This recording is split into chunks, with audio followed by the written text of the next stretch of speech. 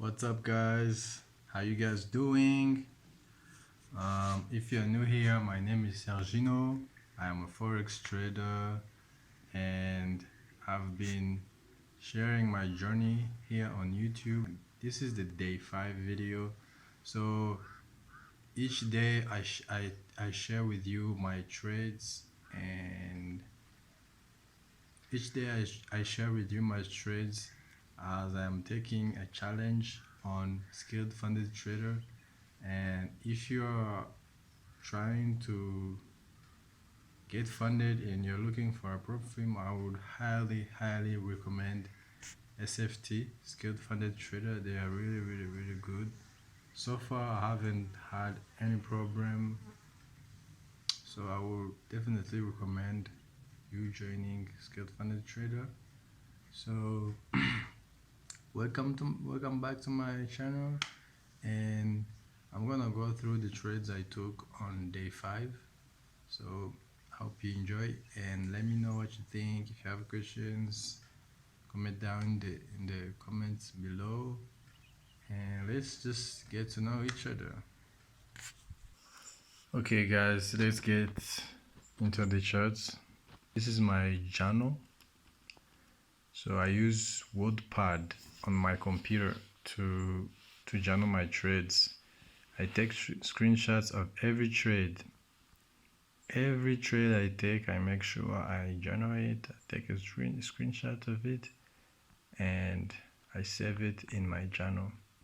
This is very important if you are trying to grow as a trader. You need to journal your trades. Journaling is one of those things that you have to do. It's like if you're not journaling, then how are you gonna grow? How are you gonna resolve your mistakes? How are you gonna learn from your mistakes? So you need to journal. Journal is very important. I can see I took 2 trades on this day, day 5. So let me go through all the trades and explain to you why I took them. So here is the setup. So the trade was on Australian dollar USD. I took this trade at the beginning of New York session. It was a loss, as you can see in the journal. Here it was a loss. As soon as I got in, the market took me out with this big bullish candle. So I'm gonna explain why I took it, because taking this trade was actually a mistake, because this is why I took the trade. As you can see, these 2 lines are the support. So at that time I wasn't aware that this was the support, so I mistakenly placed my levels.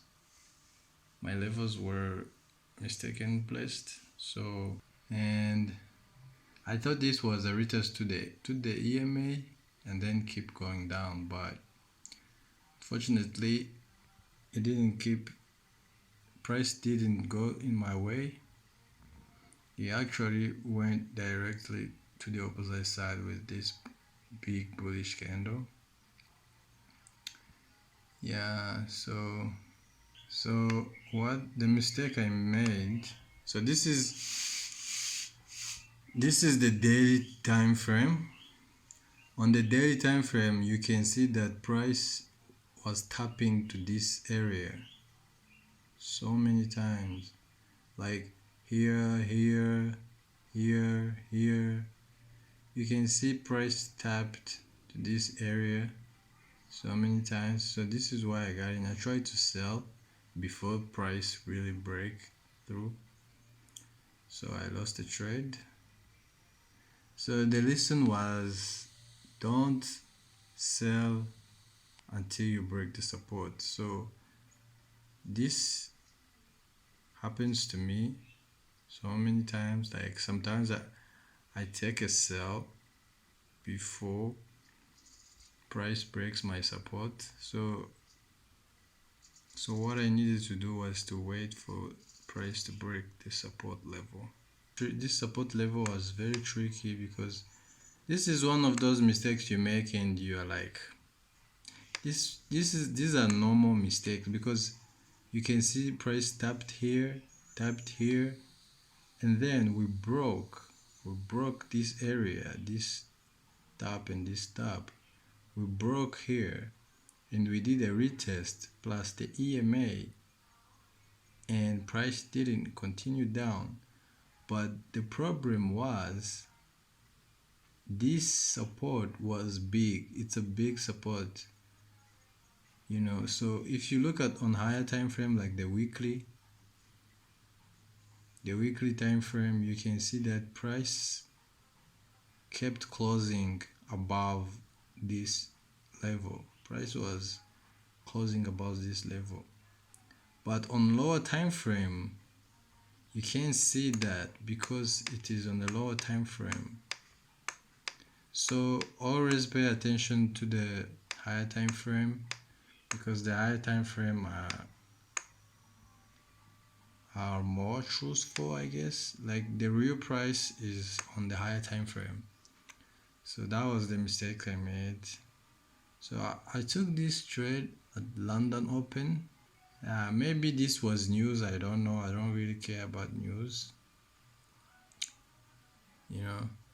Maybe it was news because for me, I don't care about news. I just, if I see a setup, I just take the trade.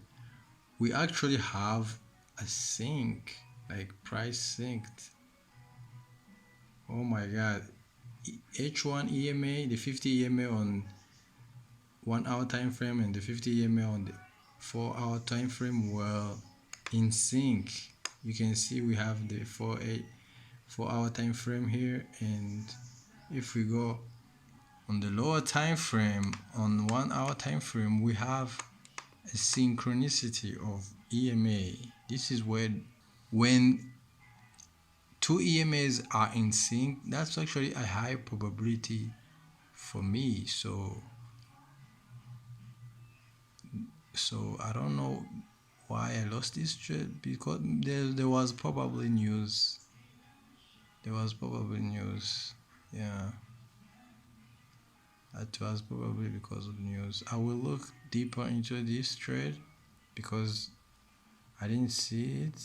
So guys, this was my second trade. As you can see, first red line is the stop loss, the green line is the entry point, and this one above the red line is take profit. So from this perspective, you see that price is going in my direction, but it ended up not getting to my take profit. I think there was news on this day because price was acting strange. As we saw on my first trade, price was acting strange. I took this trade before New York Open, and as soon as New York Open, price literally went in the opposite direction. It was going well before New York Open, and then once there was New York Open, price reversed. There was probably some news, and I'm gonna look into this trade. I'm not going to open the charts of this trade, GBP CHF.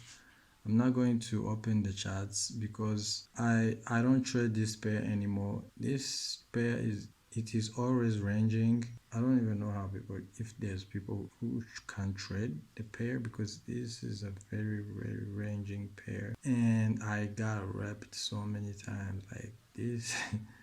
This pair, I lost a lot of trades on this pair, and I was like, okay, I'm not gonna trade this pair anymore. And I trade a lot of pair. I look at a lot of pairs, so I'm not going to really pay attention to it. So that's it. Now that's the trade I took. So as you can see, guys, that was day 5. Those are the trades I took on day 5, and it was a tough day. As you saw, I lost both the trades. I think I broke even on the second one. I mean, they both didn't work out, and I think it's because of some news. They were perfect, they perfectly fitted my strategy, they perfectly fitted my plan, but they didn't work out. And I think it's because of news. So if you're wondering, I don't care about the news. I don't know if news happens. I just take trade. If I see a setup that goes well with my plan, I take the trade. Because before I used to check on Forex Factory to see if there is news, and sometimes I will see that there is news. You know, when there's a red box on the news, sometimes I will see that and I'll be like, oh, there's news, I'm not gonna take the trade. And I will see a good setup and not take the trade, and then news will not change anything. I will miss out on the trade. And another thing I realize is that most of the trades that I take, if there is news, it will go in the same direction. And the third thing is, nobody knows where price is going to go. Like, no one knows where price is going to go. It's a probability game. If you don't trade before the news,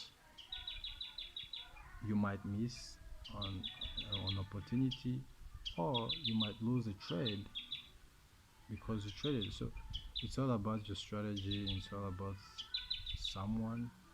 So you have to first look at your strategy and how it performs when there's news. If you lose a lot of trades when there's news, then you should not trade during high impact news.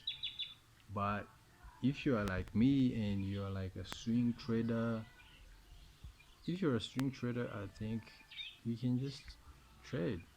Like for me, I'm not like a big string. I don't hold trades for a long time.